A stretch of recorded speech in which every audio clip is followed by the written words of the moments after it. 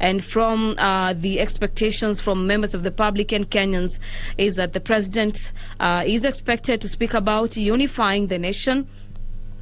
at a time when the peace and tranquility of the nation is quite important for him to spearhead the development agenda. On your screens is direct at the entrance of the chambers. You have members of the clerk as well as the religious leaders already in line and waiting for anything to get to make their way to the chambers this afternoon. And this is to allow for the president to make his remark. You'll understand that the president has a lot in regards to his manifesto. He has made a couple of speeches and agendas in regards to his maiden speeches that he has made not only in Kenya as well as in the United Nations General Assembly. On your screens at the moment, members of the clerk as well as members of the religious bodies, relevant religious bodies in the country, as well as the judiciary, the executive, another executive wing of government, the judiciary, making their way to the chambers this afternoon. They're being led by the Chief Justice Martha Koome, closely followed by Deputy Chief Justice Philomena Mwilu, as well as the judges of the Apex Court, now making their way into Parliament this afternoon, where they have their spaces already set out for them to reserve for them as they follow up on this particular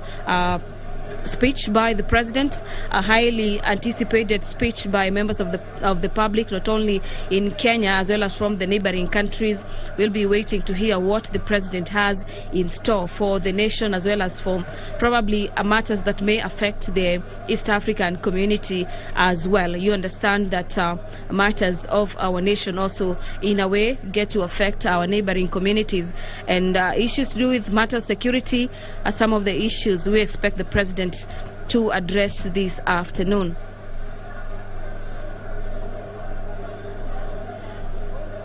The president, in his remarks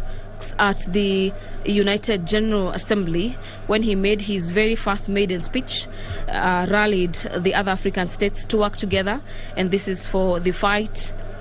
for the 3 diseases through the mobilization of the much needed resources. We expect the president to highlight his health agenda to members of the republic, and this is in regards to his manifesto that seeks to ensure that health is easily accessible for every Kenyan.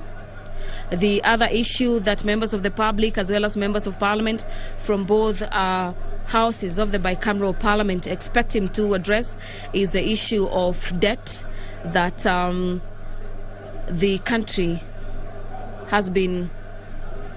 accumulating debts over the past few years. And during his speeches that he's managed to make in the country as well as outside the country, the president speaks of the World Bank as well as the International Monetary Fund and other lenders to extend the pandemic-related debt